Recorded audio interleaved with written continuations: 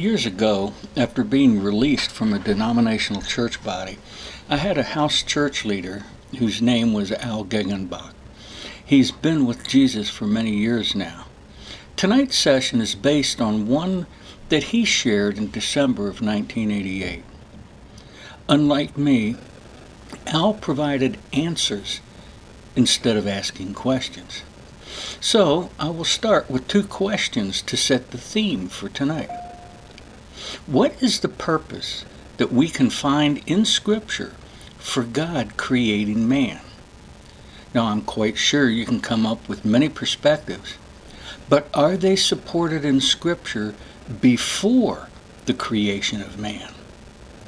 After all, God had a plan before He created man. Let's look at Genesis 1, verses 26 and 27 as our foundational verses for tonight's discussion. Genesis 1:26 says, "Then God said, Let us make man in our image, in our likeness. By this He set the purpose for which man was to be created." Then God started out to achieve that purpose. Genesis 1:27 reads, "So God made man in His own image. In the image of God He created him." With this purpose in mind, God made man fully capable of expressing His image and His likeness. He wanted man to be the creature who resembled Him. God made man able to do so by creating man in such a fashion that all the elements were present in man that would enable him to do this. Before we go any further, I have a few questions for you to consider. When Adam was created, was the purpose of God for him that he be in the image and likeness of God a completed work? At the moment of man's creation, did God achieve His full purpose in Adam?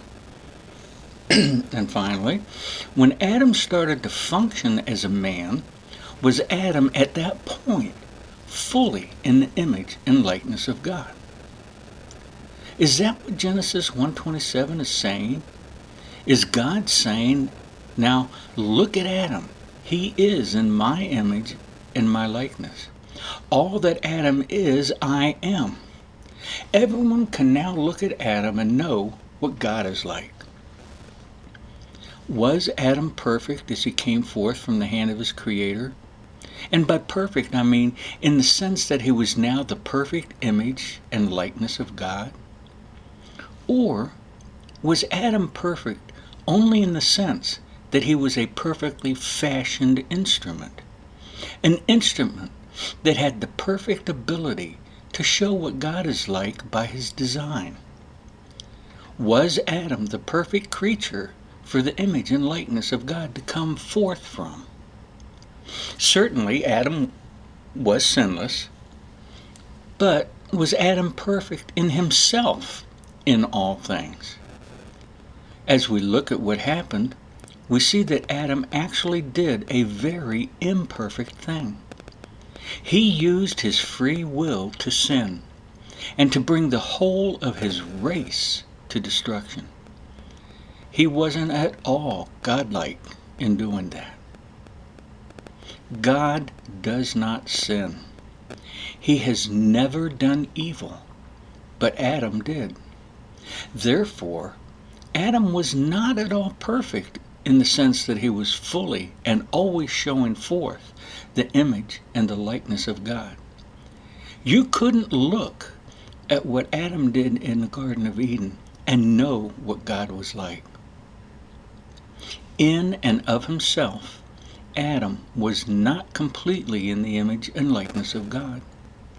He had not yet matured into all that was necessary to always and fully express what God is like. We know that there in the garden, there was a tree that God calls the tree of life. This was a tree that when Adam ate of it, it would furnish him with life. Obviously, it would have been a life that was different than the life that he had naturally in himself. Adam had a life. After all, he was living. But he needed to take in another life, a life from outside of himself, to achieve certain results. It was to be a life that would allow him to express all of the purposes for which his Creator had created him. Adam had his own natural life, and he was to take into himself another life from a source other than himself. We see Adam, a creature that could express wonderfully well the natural human life that God gave him. Yet it was in the expressing of this natural life that Adam sinned. We see that Adam was also able to draw on another life that was not his own and express that life through his humanity. This mysterious tree of life was a requirement for Adam as man to eat of so that he could express the other life that God intended for him to express. In Revelations, we again see the same tree of life. It was in the plans of God for man in the beginning, and we see that it is in the plans of God for man in the time to come. What is this tree of life? Was it a natural tree that would give Adam that other life that he was created to express? He was created so that he could express God's image, but he didn't always do that in his own natural life. There is no reason to think that any other natural source of life could do any better. After all, Adam was the highest form of natural life that God created. The life of a natural tree would not help Adam show the divine image that his own superior natural life couldn't show. We have the New Testament teachings of Jesus, which tell us just what is this other life that man was created to express. Jesus says plainly, I am the life. I am the vine, and you are a branch. He's saying you, man, must have the very life of God in you in order to fulfill the purposes for which you were created. Jesus tells us that he comes to live within a man to express his very life through that man. That is the way that man can be just the creature that God created him to be.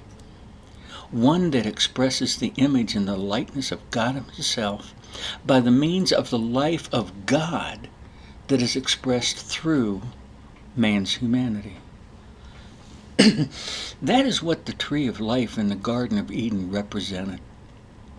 Man was not created perfect in himself as the image and likeness of God. He was made a creature perfect in every way that could express the image and likeness of God.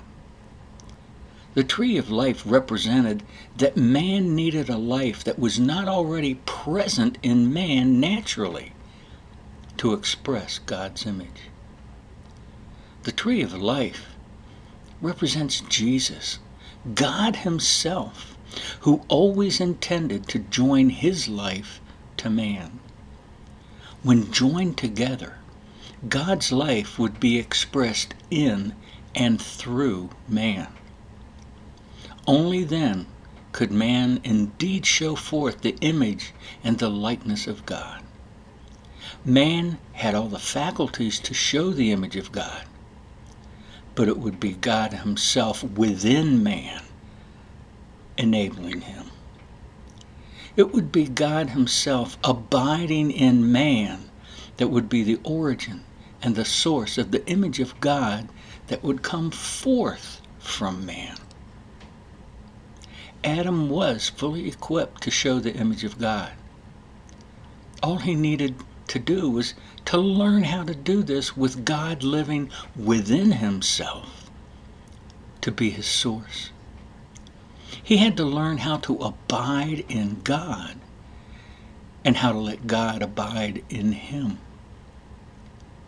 We now see that being created in the image and the likeness of God for Adam was a process meant to be progressive, a process in which Adam was to grow and mature.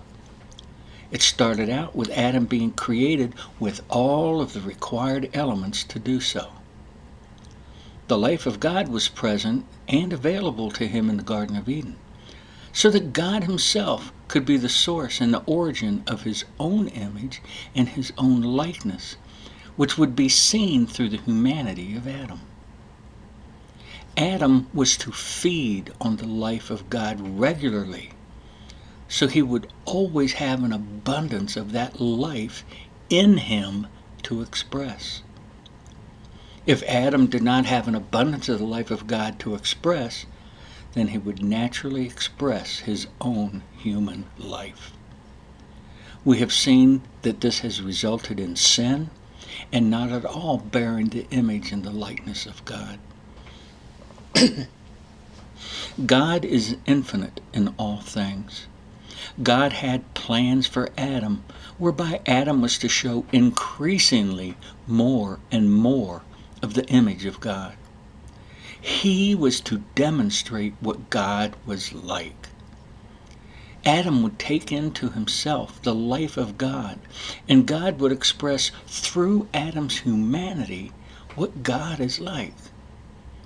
Everyone would look at Adam and know what God was like in ever-increasing measure and ever-increasing ways. What a glorious plan God has for man. Scriptures tell us that Adam died. God separated himself from Adam and also from all other men that came from Adam. Things with man went from bad to worse. They started killing each other, brother killing brother. That wasn't the image of God coming forth from man. Man's progress was completely different from the direction that God intended it to go. Man became more and more evil, demonstrating more and more what God is not like. Man was not fulfilling the purpose for which his Creator made him. This state of affairs was brought to an end by means of a great flood that destroyed the race of man and the horrible image that man was showing forth in the earth. God had expressly created man so that by looking at man, everyone would know what God is like. But man was continually showing what God was not like, and he was doing so in worse and worse ways. So, the Creator did away with all of these false images of himself that were running around on the earth. Remember, God says he's a person that once he decides to do something, he will most assuredly do just that. He is all powerful to accomplish his purposes. Whatever or whoever conspires to prevent his purposes will not prevail. God will sweep aside these and go on with his original plan. He is Elohim, the one who will always accomplish what he purposes to accomplish. Understanding this about God is one of the most wonderful things for us. God will achieve his purposes. No one, nothing can or will prevent him, regardless of what appears to be happening at any given moment. God set forth his eternal purpose for man, for all man, and for every man individually. He set it forth in Genesis 1:26. Humanity set itself against that purpose of God. Therefore, God swept aside the race that was profaning his purpose all but one small group, Noah and his family. Elohim, according to his nature, couldn't just wipe out the entire race and start over with an entirely new race. If he did, then his original purpose to make man in his own image would have failed. It would defame the name of God, Elohim, who is one that always achieves his purposes. If God started over with an entirely new race, he would have failed with man. And God is one that always achieves that which he sets out to do. No, he would start all over with this one small group, having destroyed all the evil in the earth that was so monstrously coming forth from all the other men on earth. With one small group, Noah and his family, God would continue to where he would achieve his original purpose with this same race that descended from Adam. However, men were still separated from the life of God. They were still sinners, including Noah and his family. But God would achieve his purpose of Genesis 1:26 in this fashion.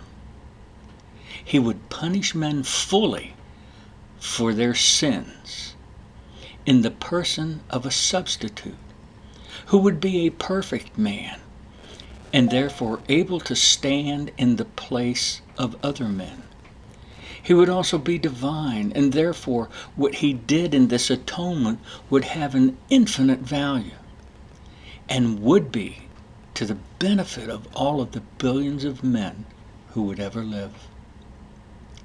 Men could accept this provision of God for doing away with their sins and doing away with what it was in them that kept bringing forth more and more sin.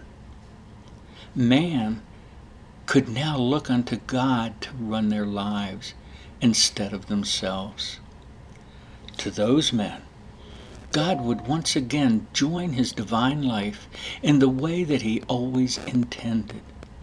Him abiding in man, so that the divine life could once again be expressed through man.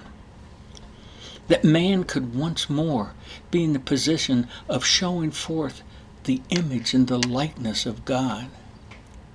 God himself would be within man as the origin and the source of his own image and likeness. This way would again be as Elohim always intended with man. You could look at a man and know what God is like. Let's take note of a very important matter that we've just gone over. God's eternal purpose for man, for you, for me, is stated in Genesis 1:26. It does not say that God's eternal purpose for you or me, or for any man, is to get saved and to go to heaven. The reason why it is necessary to come to Jesus for salvation is that this is the only way a man can be restored so that the life of God can come into him.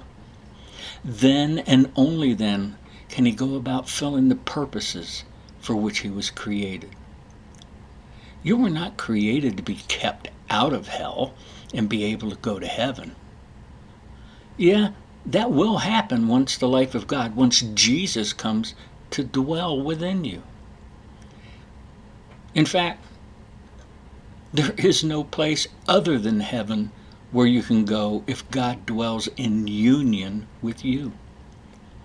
Anyone who looks no further than getting saved, staying saved, getting others saved, and keeping them saved, they just do not understand why God saves a person at all. God saves a person so that he may come to dwell within that person. He puts his divine life into that person, not to keep him from hell, but so that God's life will be the only life that the man or woman will express through trusting Him. God created each person so that through that person, God's image and likeness might be expressed, with the life of God Himself as the origin and the source of His own image and likeness. God made you not just to go to heaven. God made you so that the rest of us here, by looking at you and seeing how you behave, could know what God is like. This is why God made man. This is the reason why God made you. God made me for one incredibly glorious purpose: to show forth His image and His likeness, with His life within me as the only source of His own image and His own likeness. He is Elohim. His purpose for you and for me was set far back in eternity. Whether you or I know it or not, whether you or I agree with it or not, His purpose is the same today as it was in the Garden of Eden when God first stated it. It remains the same as it was in eternity past, when it was known only in the Godhead. This stated purpose of God, Genesis 1:26, is the purpose for which you exist. Your fulfillment of your purpose will be determined by the measure that you express to this world the image and the likeness of God. In expressing the image and likeness of God, you are accepting and walking in your identity. In expressing the image and likeness of God, you are enjoying an intimate relationship with Elohim as you abide in Him and Him in you. In expressing the image and likeness of God, you are fulfilling His original plan for man. I have one last question for you, and I want you to ask Daddy about it. Why and to whom are we expressing the image and the likeness of God?